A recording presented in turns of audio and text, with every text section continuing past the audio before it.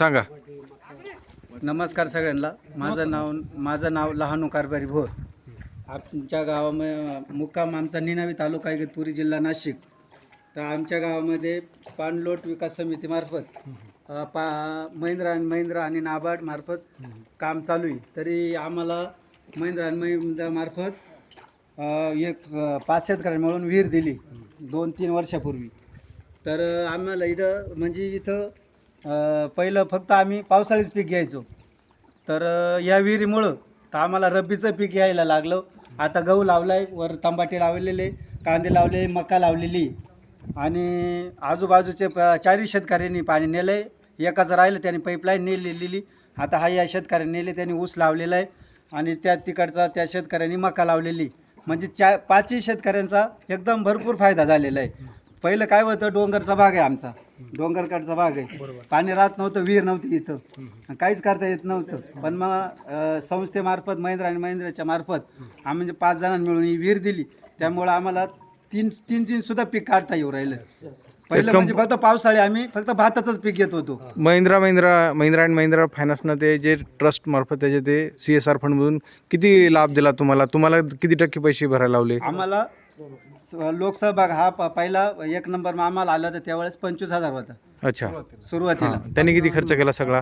5 जणांनी मिळून केला. 5-5 हजार रुपये प्रत्येकाने काढले. आणि एकूण किती खर्च आला?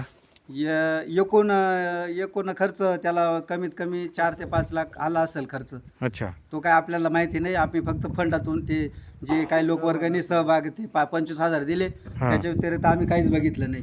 बांधकाम किती? बांधकाम हे 1.5 परस आहे, म्हणजे 35 एक फूट असेल.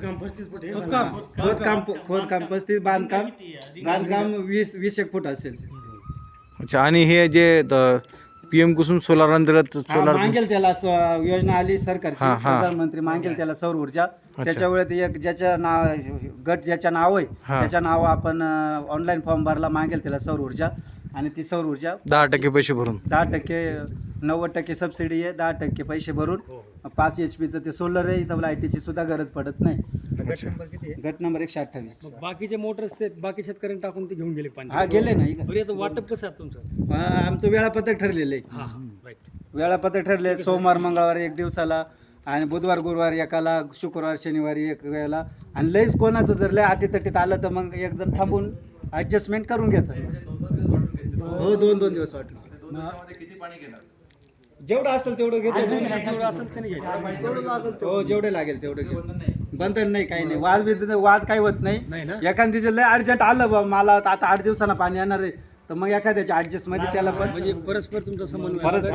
परस्पर प्रश्न असा आहे, तुम्ही आता गहू वगैरे घेताय, एक जणांनी ऊस घेतलाय, ऊसाला पाणी जास्त लागतंय, हो लागतंय. मग त्याला 2 दिवसामध्ये पुरतंय का? मग त्याला ते आम्ही तेच सांगितलंय का तू ऊसाचं तुझं कसं आहे एकदम म्हणजे उन्हाळ्यात पण लागणार आहे, तर त्याला मग तो आपला गहू जास्त आहे तर त्याचा ऊस थोडं क्षेत्र कमी आहे थोडस, अशी ऍडजस्टमेंट. ड्रीपवर आहे ऊस का कसं आहे? गहू आता 3 महिन्यात निघून जाणार आहे त्याचा ऊस. ऊसाला ड्रीप आहे का मोकळं पाणी? मोकळं पाणी. त्यांना ड्रीप बसवायला हवा. त्यांनी आता त्या अनुदान मध्ये फॉर्म भरलाय, त्यांना सांगितलेलं ते ड्रीप बसवून देतात. उन्हाळी पीक पण घेता काय तुम्ही? हा, पाण्याच्या अवलंबून राहिलं तर एखादा आता 4 वावर लावले तर आपण उन्हाळ्यात एकच वावर करू शकतो. आता आम्ही आता ही विहीर आल्यापासून आता विहीर कमीत कमी 4 वर्ष झाले असते, 3 वर्ष झाले असेल, तर आम्ही लगोपाठ एकदम पीक घेतले. आता मका केली, वर तांबाटे मका करेल. हो, उन्हाळ्यात पण घेतले. उन्हाळ्यात फक्त आता 4 वावर आहे तर उन्हाळ्यात फक्त एखादं वावर कमी करतो. उन्हाळ्यात थोडीशी लेवल कमीच होती. भाजीपाला वगैरे पिकं लावतो समजा. हो, इन्कम वाढलं ना, उत्पन्न वाढलं ना. पहिलं आम्ही कसं पावसाळ्यात फक्त भाताचंच पीक व्हायचं होतं, पण विहिरीमुळं कसं आहे भातानंतर लगेच गहू व्हायला लागले, तांबाटी व्हायला लागले, मका व्हायला लागली. त्याच्यामुळे उत्पन्न वाढलं सगळ्यांचं. जंगली प्राण्याचा बिबट्याचा वगैरे इकडे त्रास आहे का? बिबटे पण आहे ना. कोणावर काही हल्ला केला का? बिबट्याला का पण शेतीतच नाही, आता एवढ्यात हल्ला केला का कोणावर त्यांनी? हा, इथं झालता ना. अच्छा, काय सर? पहिलं काय होतं, भाताच्या पिकाला फक्त 1 एकरच व्हायचं फक्त, बरोबर. नंतर आमची विहीर झाल्यानंतर आम्ही ते दुसरे पिकं घ्यायला लागलो, मग तंबाटे घ्यायला लागलो. आता हे पावसाळ्यात तंबाटे लावलेले होते. क्षेत्र वाढले ना. ओलिता खालचं वाढलं. ओलिता खालचं क्षेत्र वाढलं. शेतीसाठी काय क्षेत्र वाढलं? पहिलं भाताचं पीक फक्त 1 एकर व्हायचं, पण ज्यावेळेस विहीर आली नंतर मग भाजीपाल्याची पिकं वाढली, त्याच्यामुळे 1 एकरच्या ठिकाणी 5 एकर क्षेत्र वाढलं आपलं. आणि 5 जणांचं सेम का? नाही, थोडंसं जमिनीची कमी जास्त आहे ना प्रत्येकाची. जमिनीचं कमी जास्त 5 जणांना मिळून कमीत कमी 20 एकर जमीन असते. अजून किती विहिरी झाल्या गावात अशा सामूहिक? 4-5 झाले ना, 4-5 झाले. अच्छा. पण आता ही वरची चालूच आहे ना. चालू कामाची. हो सर बिबट्याचे ठसे इथं येऊन गेलेला आहे. इथं आता मकाच्या रानात आहे.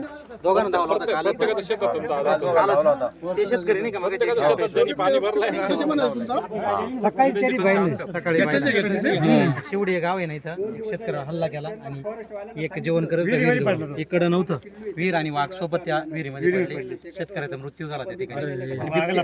बिबट्या 4 दिवस झाले, 4 दिवस. शेवडी गाव आहे, इथून 15 किलोमीटर अंतरावर आहे. बिबट्याने काय असं शेळी मेंढरी वगैरे काय पळवले?